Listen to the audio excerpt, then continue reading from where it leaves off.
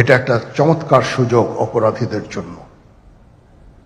যেহেতু আমরা একটা অরাজক পরিস্থিতির মধ্যে বিরাজ করছি, তারা খুব ভালোভাবেই জানে যে এই সময়ে যদি এই সমস্ত অপরাধ করা যায় তাহলে এখান থেকে পরিত্রাণ পাওয়া সম্ভব।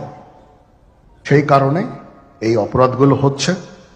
আমরা যদি সংগঠিত থাকি, একত্রিত থাকি, তাহলে জনগণের কল্যাণেই কাজ করেছে, জনগণের জন্য, কোনো একটা দলের জন্য না। এটা হলো বাস্তবতা। কিন্তু আজকে যখন দেখি সমস্ত রাগ আওয়ামী লীগের উপর, সমস্ত দোষ আওয়ামী লীগের, সমস্ত দোষ আমাদের, নির্বিচারে আমাদের উপর অত্যাচার নির্যাতন চলছে, জেল জুলুম চলছে, পাশাপাশি মুক্তিযুদ্ধের চেতনাকে নস্যাৎ করা, মুক্তিযুদ্ধের স্মৃতিচিহ্নগুলি মুছে ফেলা। আজকে বাংলাদেশের অবস্থাটা কি? এই মুহূর্তে আপনারা দেখেন দেশটা অচল। কেন? সরকারি কর্মচারীদের যে দুরবস্থা, তাদের চাকরি খাবার জন্য এক অধ্যাদেশ জারি, তার উপর অর্থনৈতিক অবস্থা কি অবস্থা। আজকে আমাদের ব্যবসায়ীরা নিজেরাই বলছেন যে 2 মাসের মধ্যে 50% শিল্প বন্ধ হয়ে যাবে।